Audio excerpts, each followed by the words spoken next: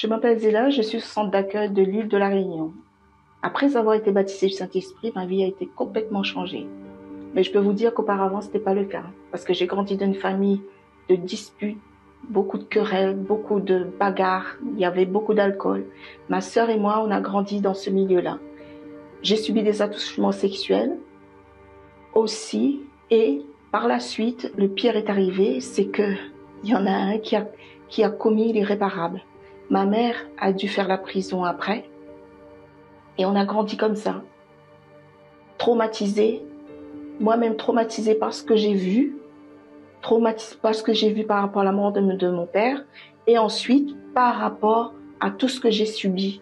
Mais à cette époque, je ne savais pas que je souffrais d'une dépression. On a grandi avec notre tante qui fut notre famille d'accueil à cette époque. Et ensuite, notre vie a continué comme ça. J'ai toujours colérique, traumatisée. J'avais toujours cette haine-là. Parce que moi, jusqu'à présent, à cette époque-là, j'en voulais toujours à mon père. La haine était toujours là. La colère était toujours là. La rancune était toujours là. Et ça, j'arrivais pas à effacer ça. Et je ne comprenais pas parce qu'il était plus là. Comment ça se fait? J'avais tout ça. Mais j'avais pas de réponse à cette question. J'ai grandi ainsi, un peu ballottée à droite et à gauche. J'ai grandi ainsi dans la misère, la plus totale. Et ensuite, je veux dire par la suite, j'ai commencé à travailler, j'ai commencé à avoir une vie potable, mais c'était pas encore ce que je voulais. Ensuite, j'ai rencontré le père de mes enfants, on a eu 3 enfants, et je continue ainsi.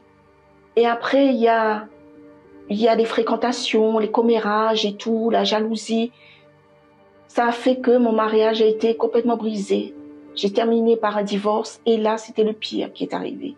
Parce que j'ai commencé à être malade. J'ai commencé à avoir la dépression.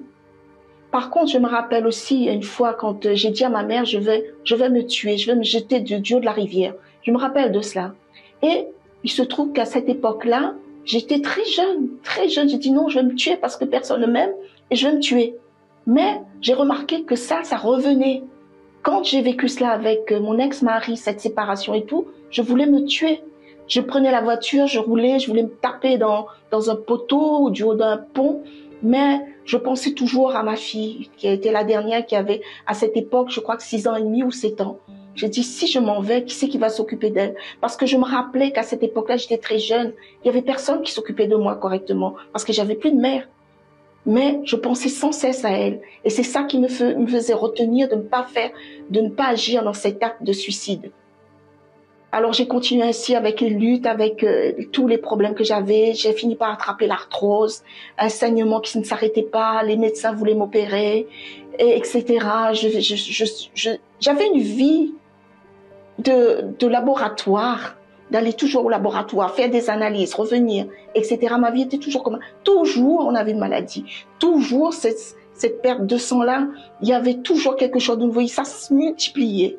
Et je n'en pouvais plus, j'étais épuisée, complètement affalée.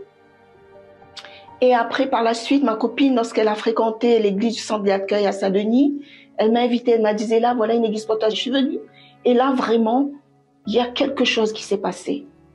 C'est là que ça a commencé ma délivrance. C'est là que ça a commencé ma guérison. C'est là que ça a commencé tous mes problèmes de tête, ça a commencé à partir, mes douleurs, l'arthrose, mes saignements sont stoppés, tout et tout entièrement. J'étais devenue quelque chose, c'était devenu quelque chose extraordinaire pour moi.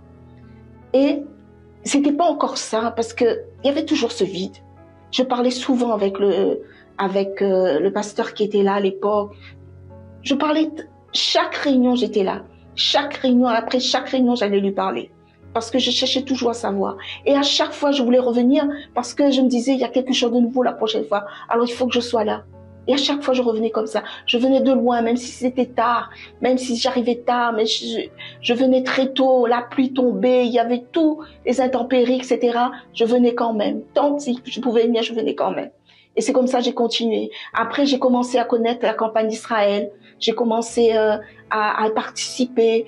Et là, par la suite, il m'a expliqué pour le baptême du Saint-Esprit, etc. J'ai commencé à faire ma campagne d'Israël pour recevoir le Saint-Esprit.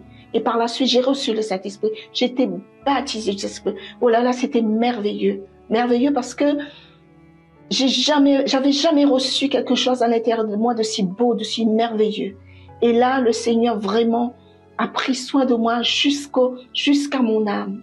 Et j'étais vraiment épanouie. Je le suis toujours. Cette époque-là, ça a été vraiment très nouveau pour moi. Et franchement, je remercie Dieu pour tout ce qu'il a fait. Et dans ma vie, il a fait encore plein de choses pour le travail, pour tout. Et ma vie a été complètement transformée. Et le meilleur de ce que j'ai reçu, c'est la présence de Dieu dans ma vie. Et ça a été le plus beau cadeau que j'ai reçu dans ma vie. Le plus beau de toute ma vie. Et je remercie Dieu pour tout cela.